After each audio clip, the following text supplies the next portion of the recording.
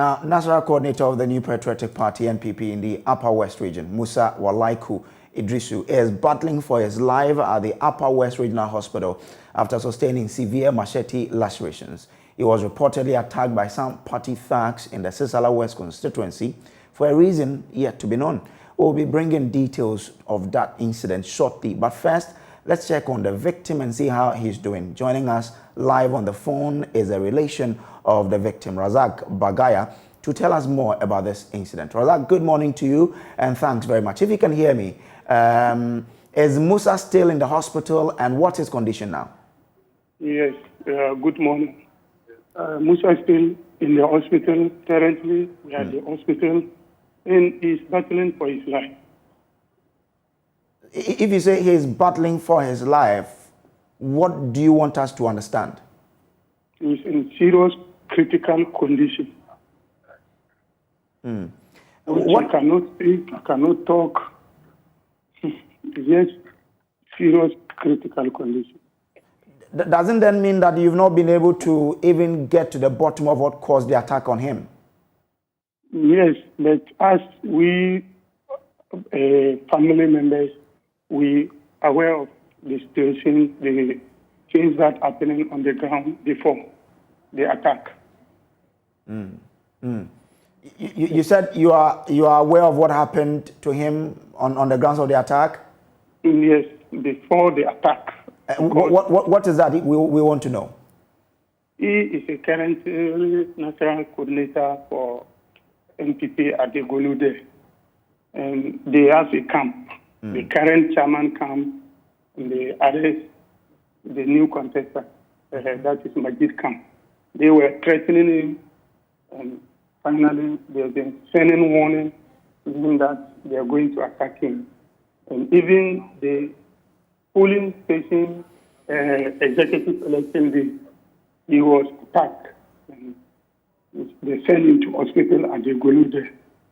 Later, then he was discharged, and then that's the day before yesterday, then they attacked him again. That presupposes that you should know the attackers. Yes, there is a video. There's a video. Their faces are there. We know all of them. My brothers knows all of them. Okay. It's not a hiding thing. There is a video. Their faces are there. Interesting. If that's the case, have you made a report to the police and what have they been telling you? Yes, we report to the police at Gwollu. They pick two suspects and then currently at the police station, Regional Police Station. Interesting. All right, we'll come back to you, but let's go to the party constituency executives for a reaction. Abdul Razak Zini is the constituency secretary of the NPP in Gwollu, who is also joining us on phone. Thank you very much, sir, for agreeing to speak to us. Now, what do you know about this particular incident? What I know is that my national coordinator has been butchered following internal police station elections and the impending constituency elections. We understand there are factions. Do you have that info that his attack is by one of these factions? Yes, of course. Okay. So if you know that, may we know what the party is doing about this situation? Well, for now, we have made that to our superiors at the regional level that this is what has happened. Okay. Before even he was budgeted, there are several of them that were actually catalans. In Kusale, in Kuntulo, in Pacho. Pacho actually, they came there with tanks high from Wa with the help of the regional minister's aid. And they came there and took hostage of the whole community for close to 2 hours. Wow. And so this particular guy who is battling for his life now was attacked. And some other people got wounded. Some got arm fractured in that incident. And the case was reported to police. And up to now, we don't know what has come of it. Even the BN9 officer was aware, because when he was going to that community, he drove past a former DCE whose pickup was loaded with this hide from war, who came and they were shooting sporadically inside that community. And so the guy and other people go wounded, and the exercise got stalled. So when the exercise got stalled, we, as the constituency executive committee, wrote to National that looking at the chaotic nature of the everything, we want to maintain we gave him proposal. We want to maintain all old polling station members to forestall this, so that this man who is now battling for his life wouldn't have occurred.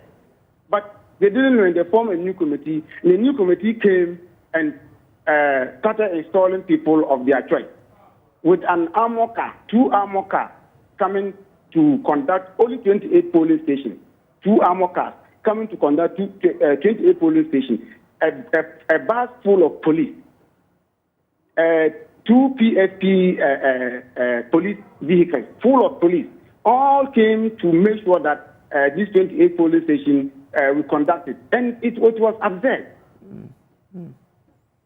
So if you've written to the national executive about this, what steps have they also taken in relation to making sure that you settle this matter amicably?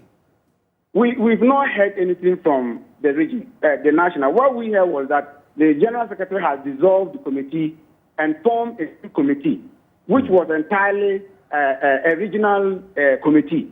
Nobody from the constituency level was part of this committee, and that committee came with the help of the regional minister, who deployed over 150 armed security men to come and conduct elections in the remaining 28 polling stations. Because the first committee was able to do 66 polling stations. There are 94 polling stations in this constituency. So the 94 polling stations were able to do 66 polling stations, some through election and some through consensus building. So we saw that most of the communities that we went and there were consensus building, there were no chaos there. So that was why we proposed to National that if they could help us, so that we maintain all executives and fixated in the election will not help the people in the various communities and also at the party, with the party as a whole. And so that was what happened. But is your proposal one that is supported by the rank and file, and especially the grassroots of the party in that part of the country? Yes, if we look at the 66, 62 of them was through consensus. 62 of the polling stations that we did were through consensus. Only 4 polling stations, and even those 4 polling stations, it is not a wholesale election. There are somebody looking for chairman, somebody looking for youth organizer. That is just all. In those 4 polling stations. You see? So that was the issue. So now that is it something that you think the national executives are not being proactive about? Is it something that you can hold them accountable for, probably the deteriorating impact of it in the party in the constituency? Well, I won't say that they are not proactive, but we have not gotten response to the letter we wrote to General Secretary that this is what we think that will help the party and also help the constituency. But we didn't hear anything. What we heard was that a new the polling station election committee has been dissolved and a new committee is formed, and they were to start with 10th of April, and end on 18th of April, which is the 28th and the 21 polling stations to be conducted. Okay. Since you say you know the people behind it, have you submitted their pictures and code to the police so that it could fast track the investigations? Yes, as of yesterday, the police were able to arrest 2 people. And we have, in the video that is on circulation, you can identify as many as 12 people in the video. And all the video has been given to the police so that they themselves will know, because in the community here, we know each other very well in the community. And so all those that committed the crime and are captured in the video, we can pick all of them out. All right. Thank you very much for your time with us here on our news. Now, Upper West PRO for the Ghana Police Service, Chief Superintendent or Chief Inspector Gideon Boateng is joining us on Zoom so we can have some clarity in this matter. Chief, good morning and thanks for joining us. It has come, this incident has come to the attention of the service. I don't know, has this incident reached you? We are told that they have reported to the police. Is this something that you can corroborate for us? Thank you so much and good morning to your listeners. It's true, I can confirm that issue. And there is this case which occurred during the wee hours of last Tuesday within this month, that's 19th of this month. So police had information from a good Samaritans that this man, Walaki Idrisu, now the victim, was being brutalized or butchered. And then the man is about 45 years old and he was being manhandled by some group of people numbering about 10. Okay. The incident occurred around 10 o'clock p.m. the previous day. That was Monday evening, but we had information around the wee hours, as I earlier on said. So police proceeded to the local scene, the scene of crime. That the incident occurred at a place called Hospital Junction in the Gwollu town. So police had the man being wounded with suspected cutlass wounds. So he was sent to the Gwollu government hospital for further treatment. As I speak to you now, things didn't end up over there.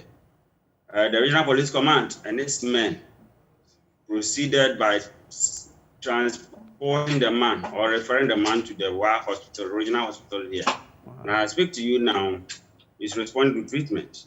I will say that 2 people have been arrested and are assisting police in our investigations. They are Tora Kanjunu, age 30 years, and a farmer, as well as Valasin Baguka, age 39 years.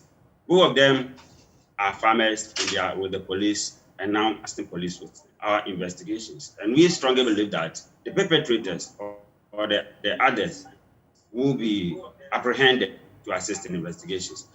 The Upper West Regional Police Commander, in the person of DCOP Mr. Peter Ndakugri, is spreading this across to the general public, to especially the people of Upper West here, that they shouldn't have the mandate or the power to take the laws into their own hands, but rather report any incident of such nature to the police, for police to take any necessary measures so that investigation may prove otherwise. And then perhaps may even get additional people or the perpetrators who might have fled or whatever. They shouldn't ever retaliate.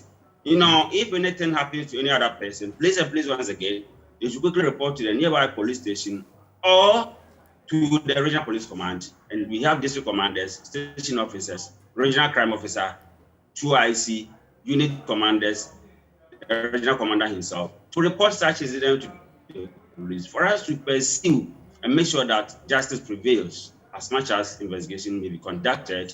So he who will be found wanting or culpable will face the full rigor of the law. All right, Chief, thank you very much, and we'll be back to you as and when necessary. Let's now move to our regional correspondent, Rafiq Salam, who is joining us on phone. We are told there's a press conference underway. Rafiq, thank you very much. What's happening at where you are? What have they been saying at the press conference?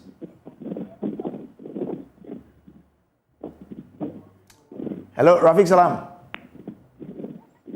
I'm told our regional correspondent, Rafiq Salam, is at a press conference on this particular matter and has joined us on the phone line. Rafiq, if you can hear me, tell us what's happening at where you are at this press conference. The press conference currently is about to begin at the Gwollu, the Sissala West capital. It's about that machete attack that was unleashed on one Idrisu Woleka. The Sissala West NPP, since time immemorial, has deeply divided. You have 2 factions, one belonging to the former MP and then one also belonging to the immediate past parliamentary candidate of the party. And so these two groups are sworn enemies, and they don't see eye to eye with each other. You remember the incident that occurred when a DC was allegedly attacked in the surface, and then also humiliated. So it's still the same thing that's still happening in this constituency. But let me also tell you that since the start of this polling station executive elections started in this particular constituency, it has been like that. People have been, manhandled. People have been brutalized. People have been beaten. But that was on the quiet, on the what do you call it, the quiet side. But what really happened yesterday really broke the camel's back, which really calls for a lot of investigations into this particular issue. And so as we speak now, the press conference, there's supposed to be two press conferences, one by the party and another one by the family of Idrisu Oleka. Rafik, I don't know if you've been to this family to find out exactly the sort of, we are told that they are cutlass wounds, but have they been able to describe specifically the sort of wounds? Cuts, where are they, and all of that? Have we gathered those info? Yeah, Idrisu had some degrees of injuries on various parts of his body. One has to do with his leg and some at his back, and also on the right, on the left arm, and even in some cases, one of the arm is even about being chopped off. And so his situation at the regional hospital is not the best. And then he's in critical condition, and then he's battling against his life, and then also he's battling for his life, and then they are praying that something serious should be done for him to be well. Rafik, thank you very much. Stay on this press conference so that we can have updates. That's our regional correspondent, Rafik Salam, there.